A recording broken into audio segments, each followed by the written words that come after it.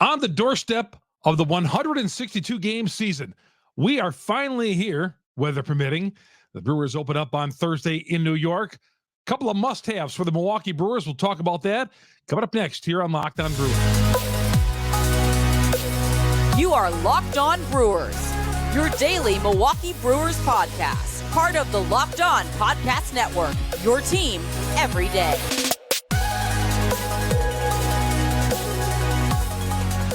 Hey everybody, your boy Chuck Freeman here on Locked On Brewers, part of Locked On Podcast Network.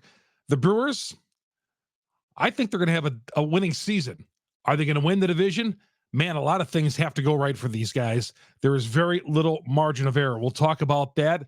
The Mitchell effect, now that we know the Brewers have lost another big piece of this team, and a few more keys to success for 2024.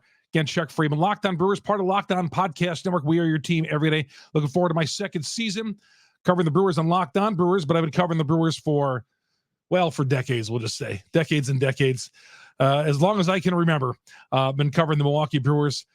A lot of you know me from sports radio in Milwaukee and the state of Wisconsin, the great state of Wisconsin. And, I do a lot of that still today, do some TV work as well. And I love my work on Locked On Brewers and the reaction I get from you guys every day.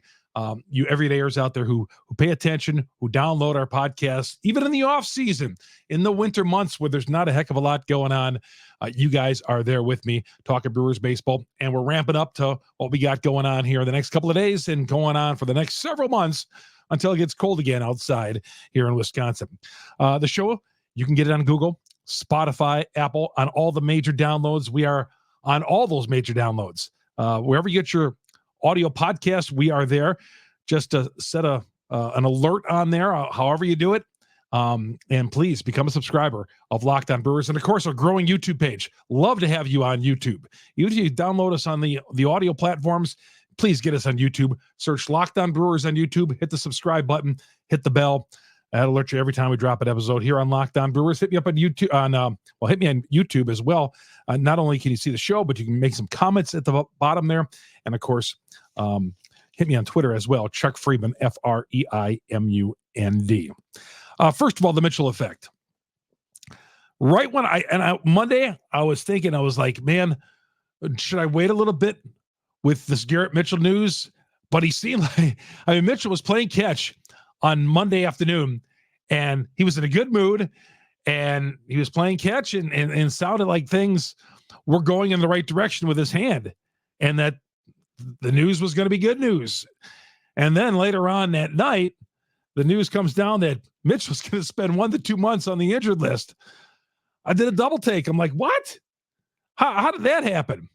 I mean, God, between that and Devin Williams, we've had a couple of major surprises dropped on us so far in spring training. Starting center fielder, possibly the leadoff guy on opening day, and the best closer in baseball, gone from this team. Those are huge, huge losses on this team.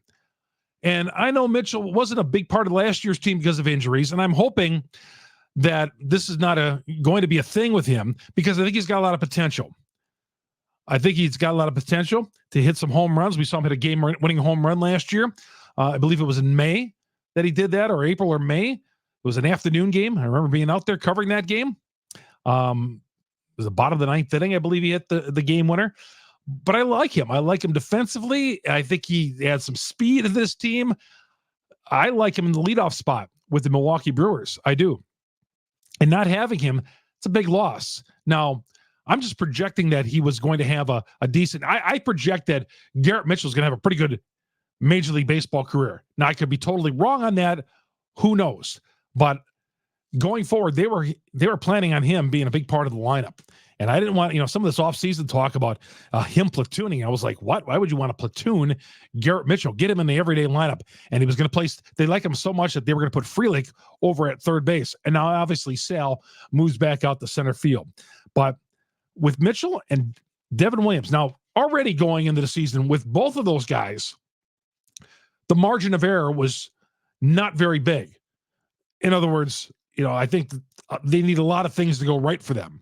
And having an all-star closer and your starting center fielder perhaps leadoff guy missing from this team to start the season.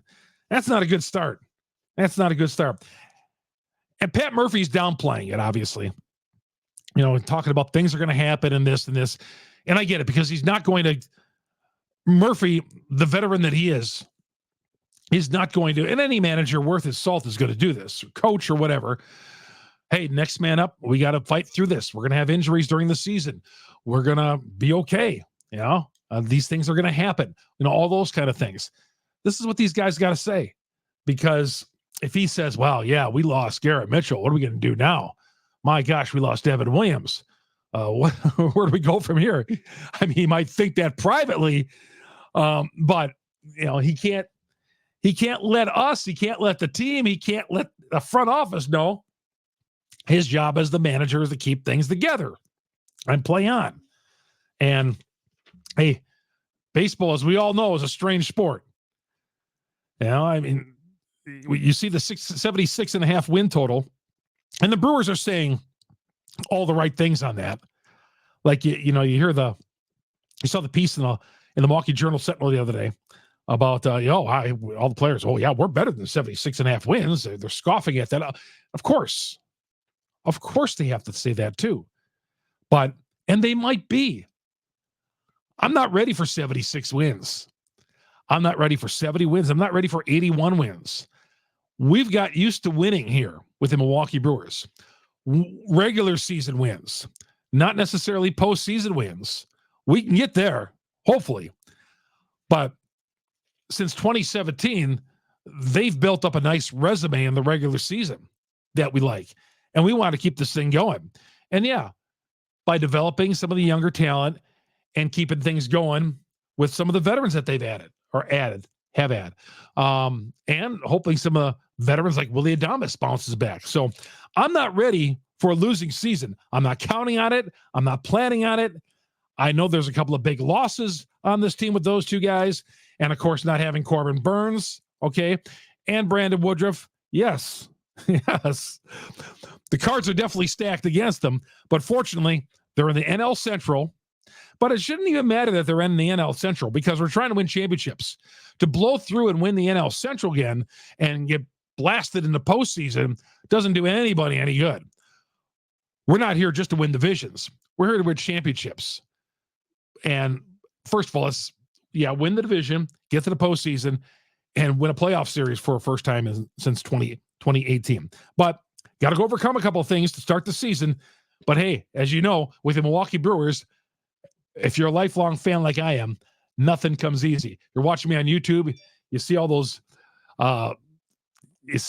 programs and autograph pictures and all that. Those are all failures of all the teams that we've ever had. And I haven't added the loss of the playoff series this past year, but I'm going to add that up soon. But I just got all the playoff losses and regular season games up there and all that. And if you ever check it out, if you're listening on our audio platform, download us on YouTube. Search Locked On Brewers. You'll see what I have back of me on the wall here. I got a pretty nice thing. I think a lot of people send me comments about that, and people asking to buy some stuff from me. Nothing's for sale. I'm a collector, and I'm not looking to wheel and deal at all. But I love it. I love those programs I got up there and the autographs. I collected. Again, some of the stuff is from when I was a kid. I mean, we're talking 9, 8 years old. I was a kid. So it's been around a long time. And I've been around a long time covering the Brewers and watching the Brewers. And I'm not counting on a losing season. I'm going forward. And again, it's easy to be negative here in Wisconsin with our sports teams. I get that. But hey, got a series in New York against the Mets. Thursday is opening day. Again, 80%. Now it's 100% chance of rain. Goes back to what I said. What is Major League Baseball doing scheduling this series in New York? Schedule games between the Brewers and New York in July, in June, in maybe May. I know you got to play some games in spring out there, but I mean, early spring, let's get those in dome stadiums. Let's get those in retractable roofs. Let's get them in warm weather cities so we can have, because there's so many rainouts. But it sounds like Thursday's game. And you know what? They planned ahead already because they have an off day on Friday, a scheduled off day on Friday, because they knew, hey, if we have opening day in New York on a Thursday, well, we better leave the next day open because there's going to be rain. Why even chance it? Why even go to that problem? Open this series at AmFam Field, stack up games late March and April at AmFam Field, and let's get these games in, and then have the Brewers play. If they're going to play on a cold weather, a chance where weather is an issue like New York, play those games in New York in May or June, where you have less of a chance of it being called off than you do in late March. I mean, if I'm a schedule maker, I'm looking at it and say, okay, Brewers and Mets, let's put them, and I know it's not as simple as this, let's put them late March in New York. That sounds like a good idea. I mean, didn't one person in Major League Baseball say, well, let's schedule this series in New York? It's plus it's going to be 50 degrees too. Let's schedule this series in New York, end of March. Sounds like a great idea. Open air, who cares? We'll get it in. God, Major League Baseball. All right, but the Mitchell effect, yeah, it's going to be huge. It is. I was counting on that guy being the leadoff hitter on opening day. We'll see if Yelich moves back to that leadoff spot because he was allegedly going to be moving to the heart of the order. Maybe Sal Frelick, who's going to be playing center field now. And I guess we're going to scrap his plans of being a third baseman. He's getting quite a bit of work over at third base, and I like the idea. And now there's going to be a hole at third base. We'll get to that coming up next. You're on Locked On Brewers, part of the Locked On Podcast Network. We are your team every day. Chuck Freeman here on Locked On Brewers. Good to have you along here as we're getting ready for the season. And we're getting ready for the season with PrizePicks. PrizePicks, great new client aboard. Baseball season is here. Time to get on board. You got basketball as well. PrizePicks is America's #1 fantasy sports app where you could turn your hoops knowledge into some serious cash. I did this last night, played a couple of guys, couple of players, and hit on a 2-teamer. You can play several players all at once, but it's America's #1 fantasy sports app for a reason, because you could turn $10 into $1,000. NBA, NHL, college basketball this weekend, all that coming up on PrizePicks. They offer injury insurance as well. Let's say your guy gets hurt. Well, you're going to get some insurance on that as well. That's a really good thing. And, if you think you like a certain player against a certain team or a certain defense, multiply that. Put a couple of those guys together. There's a lot of you guys who play fantasy sports and stuff like that, and you have great knowledge of this stuff. Put it to use with PrizePicks. But PrizePicks right now has got a real good idea. Download the app, use the promo code LOCKEDONMLB, and they're going to give you a first deposit match up to $100. Again, download the app, PrizePicks, go to LOCKEDONMLB. Your boy Freems is signed up for this one. That first deposit match up to $100. And again, use that promo code LOCKEDONMLB, LOCKEDONMLB. And there you go. You're going to be able to get right in and, use your knowledge of these guys, of these players. You've been watching them all year long. Use them on PrizePicks. And there's a reason why. They are the #1 fantasy sports app, because they offer great bonuses. And, man, you just go, it's so easy to use. And you can use it for the college games coming up beginning on Thursday, as well as I did for the college games this past weekend. Chuck Freeman here on Locked On Brewers, part of Locked On Podcast Network. We are your team every day. We're coming right back. Welcome back to Locked On Brewers. Chuck Freeman, your host here on Locked On Brewers, part of the Locked On Podcast Network. We are your team every day. Sal Frelick moves to center field, and at third base, boy, the Brewers had a chance to do something in the offseason, and it was Pat Murphy's idea to move Frelick to third base, which I thought was great, being innovative there. But now, with the injury to Mitchell, Frelick moves back out to the outfield. And as of this taping yet, we do not know who that last roster spot is going to go to. We do not know just yet. And, they got a couple hours here to decide. But I like Eric Haas.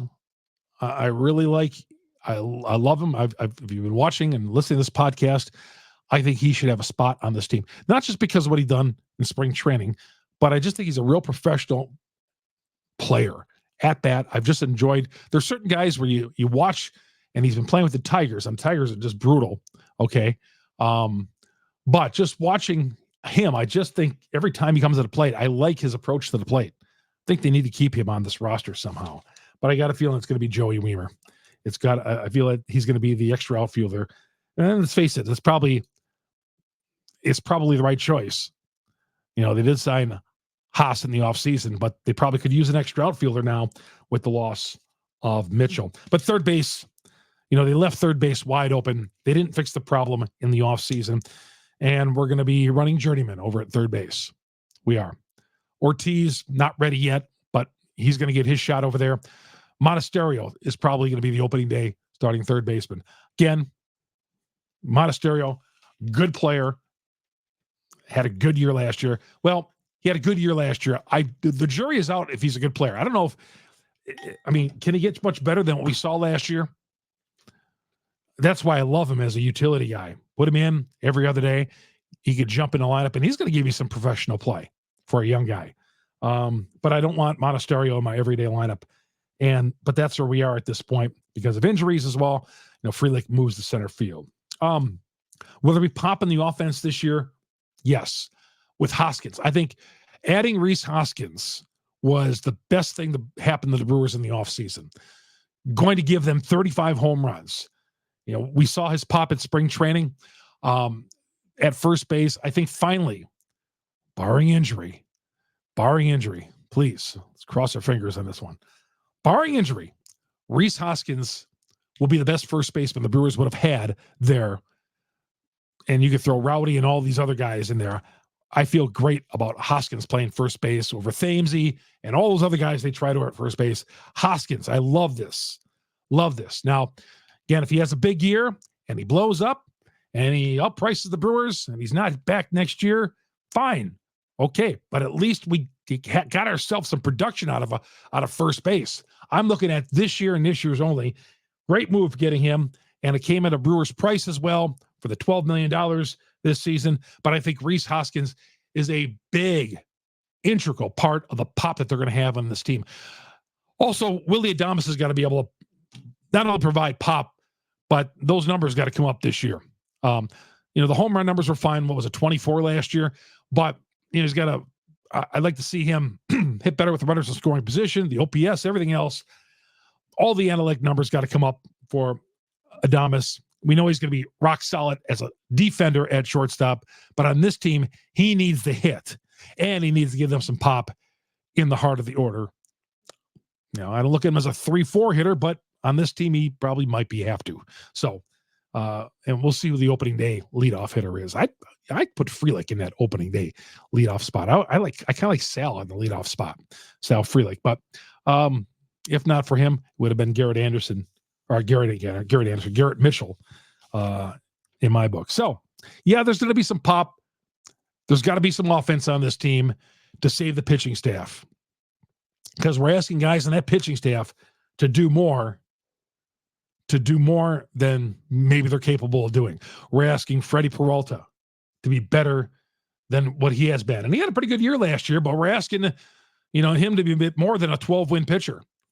Okay. We're asking Colin Ray, who's firmly entrenched in this rotation now, when he was the guy who was at Nashville last year on a call-up. He was up on a call-up basis and gave him some great innings. So asking a lot out of him.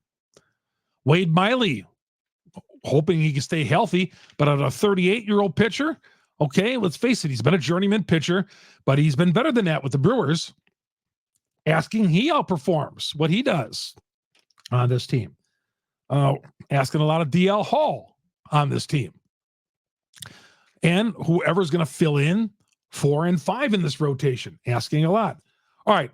The 3 keys to success. We'll get to that coming up next. Chuck Freeman here on Locked On Brewers, part of the Locked On Podcast Network. We are your team every day. The Gametime app. You're looking to get in some games here, either against the Twins next week or, you know, the Seattle series right after that, the weekend of the Final Four. The Brewers are home to Seattle. I'm going to miss that series. I'll be at the Final Four covering it. but I'll be doing shows from out there. Darn well, I'll be watching the Brewers. So I'll be doing, the shows. The Final Four is on a weekend where we won't have a show, but, if I'm out there a couple of days earlier, and we'll be doing a few from out there as well. But yeah, go to Gametime and get your tickets on there. And, I've always felt that Gametime, you get great seats there, even at the last minute. That's really special. The killer last minute deals, all in prices, views from your seat, lowest price guaranteed. Gametime takes the guesswork out of buying MLB tickets. Again, you can get not only baseball tickets, but NBA tickets. You can get concert tickets, theater tickets. It's all right there. Visit Gametime. Okay. They take the guesswork out of buying tickets, and all users get $20 off their first purchase of $150 or more with the Gametime app. $20. So if you spend $150 on tickets, you're going to get $20 off. But use the Gametime app with the promo code first pitch. So with any MLB purchase of $150 or more, you get that promo code first pitch, $20 off your first purchase. And this is going to apply between March 25th and April 14th. So early season baseball, like next week at the Brewers, go to Gametime, buy yourself some tickets, use the promo code first pitch, and all users are going to get this. All users, $20 off that first purchase, off that purchase of $150 or more. So again, whether you use this or not in the past, Gametime, you don't have to be a first-time user to use this.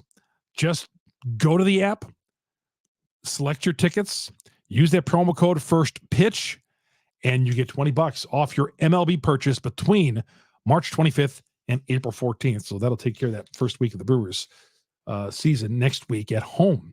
Chuck Freeman here on Locked On Brewers, part of the Locked On Podcast Network. We are your team every day. We're coming right back to wind it up. Welcome back to Locked On Brewers. Chuck Freeman here on Locked On Brewers, part of the Locked On Podcast Network. Real briefly here. 3 keys I put laid out. Pitching, obviously, has got to be better than what we think. I think a lot of us look at the pitching staff and are quite worried about it, quite frankly. There's no ace in that rotation right now. There isn't. And, when I hear the manager, Pat Murphy, talk about, well, there's going to be a lot of TBAs this year, that's concern for me when the manager's talking that way. A lot of TBAs, uncertainty with that pitching staff, leaning on, man, it could be a struggle. So pitching, obviously, is always number one. I wouldn't have said this last year because the pitching was so good, I thought, going into the season last year. And it turned out, even with Woodruff out of that pitching rotation for much of the year, they were pretty good. Okay, so pitching and the bullpen is going to have to be great like last year. I mentioned number 2, Adames and Hoskins have got to have big years. In the heart of that order, those two have got to have big years. Big years, stay healthy, and have big years in the heart of that order. So Adames and Hoskins, big pop, middle of order, got to have health and big years. And my third key is the young guys have got to take an extra step up this year. Okay. Sal Frelick does. Bryce Terang at second base certainly has got to. Joey Weimer, he's going to be a part of this team, whether he's on this opening day roster or called up here. He will be up on this roster. He's got to be way better than he was last year. Defensively, he was great. No problem there. Offensively, man, it was brutal watching the kids sometimes, quite honestly. So he's got to be better than he was. And the young guys have just got to take it up an extra level. I don't know what the margin for Monasterio, how much better he can get, but, he's got to be at least as good as he was last year. But young guys on this team have got to take it up. And Jackson Chourio, no pressure on him. That kid just has to go out there and do what he does. He's got to learn, 20 years old, and whatever we get out of Jackson Chourio, no pressure on him. And if he struggles, hey, we'll send him down to the minors. I'm not looking at that contract that he's got to come up here, and even though he's making, $10 million that first year, that he's got to contribute right away. It's a lot of pressure on a 20-year-old, okay? The Brewers are the ones who gave him this contract. The pressure is not on Chourio at all. If he doesn't perform well, struggles or whatever, I'm not putting any expectations on him at all. None whatsoever on Jackson Chourio.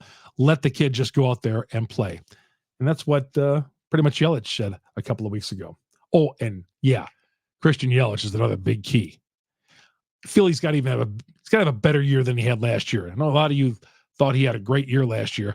I didn't think so. He was better than he was the previous years, but I feel like in his early 30s here, there's still some there that he can maybe not get back to the level he was in 2019 and before that, but there's still something there to get better. It's going to do it. Chuck Freeman, Locked On Brewers. Opening day is here, everybody. Let's enjoy it. Hopefully there's a game on Thursday. Sounds like there might not be, but I just can't wait. Along with you guys, I'll be looking forward to covering the game tomorrow right here on Locked On Brewers, part of Locked On Podcast Network. We are your team every day. Chuck Freeman. So long, everybody.